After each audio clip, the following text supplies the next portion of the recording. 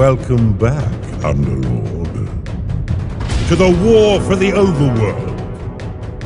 I'm sure you've already found that the darker pleasures in life are calling you. As an Underlord, you will have powerful spells and rituals at your disposal.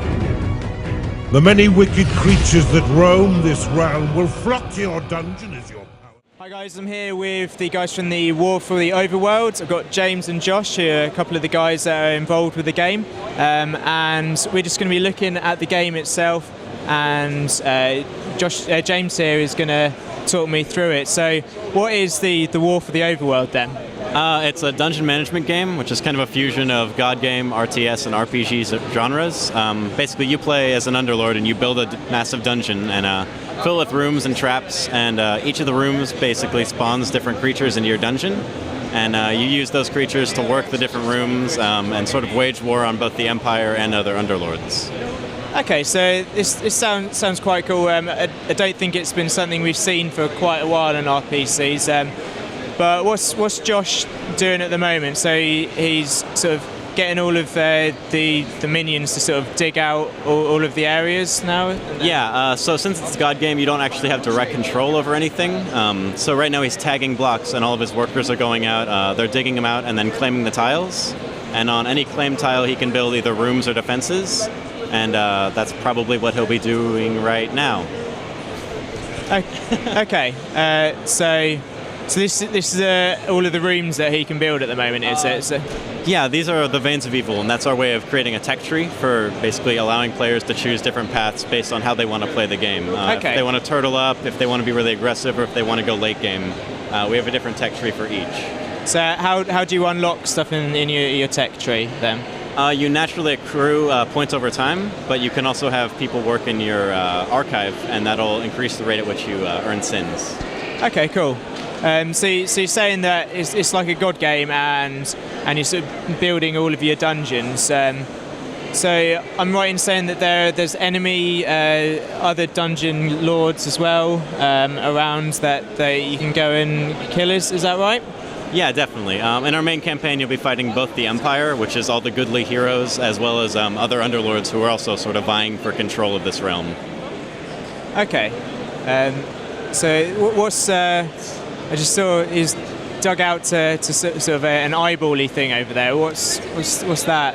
Yeah, that's one of my personal favorite features. Is we have shrines in the game, and we basically have sort of we can build the shrines any way we want and have them do different things. This one's the Perception Shrine, and it reveals Fog of War in a large area once you claim it. And so that lets you sort of see either like secret paths into enemy dungeons, or just watch the movements of the enemy players and sort of defend if they're going to try to make a move into your dungeon. Right. So has he found some other creatures there, is he? Is breaking into the... Yeah, it looks like a couple of the enemy Underlords, Bafus, are fighting his imps. But they'll probably retreat back once all the imps come out, just because he has so many of them. Okay. So I take it there's different ways to attract people to your dungeon, is there? Because you've got loads of different rooms, and how do you get other creatures to join your army? So right now there are two different ways. You can build a beast pen, and that'll attract beasts to your dungeon, and they don't actually work in rooms, but they're really great at early game aggression, because they level up faster through combat, but I guess the downside is obviously that you can't use them to build traps or research sins faster. So you can attract beasts that way, and then you can also, I guess based on the archive, you'll attract cultists right now. The foundry, you'll build chunders, and you can kind of see that in the top right there. Okay, yeah. And then you get a couple other units that aren't directly tied to buildings or to rooms right now, but they'll also enter your dungeon and sort of help you out. Okay. So and then obviously there looks like there's a pile of gold around there. Yeah. And you've got a gold room. So I'm guessing everything costs an amount of gold. Oh, well, what have we done here? We found an enemy's... That's the dungeon core of the enemy in this mission. His name is Raskos, and he has a completely different theme, as all the Underlords do. So all the Underlords are sort of personified by this dungeon core, and that's sort of how they act and is based on their personality. Okay. And they get different worker skins and different room toppers, and wall and floor tiles as well. Okay, cool. So just going on with all of the different personalities, I hear that you've also got Richard Riding to do some of the voice acting in it. Yeah, we were fortunate enough to get him, so we'll have 17 hours of his dialogue that sort of narrates your gameplay through the campaign, as well as whenever you play either like a skirmish or in multiplayer, he'll also be there sort of talking through the different things that are happening in your dungeon. Cool. I think one of the big questions about the game is because this was originally on Kickstarter and it's now in a beta, if I understand rightly. So what made you and the team sort of get together to want to make this game?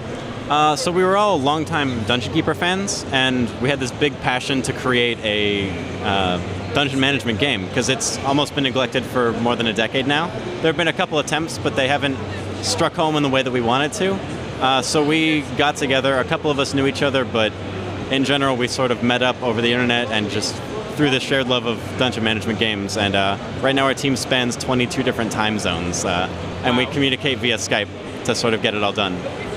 Okay, so wow, that's a fairly wide-stretching team there. So when can we expect to sort of see this game coming out of beta and being released? We're hoping early 2014. We want to give our backers the best game possible for their money, so we'll keep working on it as long as possible. And even once we've released the final polished game, we plan on adding more features to it. Okay, brilliant. That's been War for the Overworld. Thank you very much for watching, and we'll see you guys next time.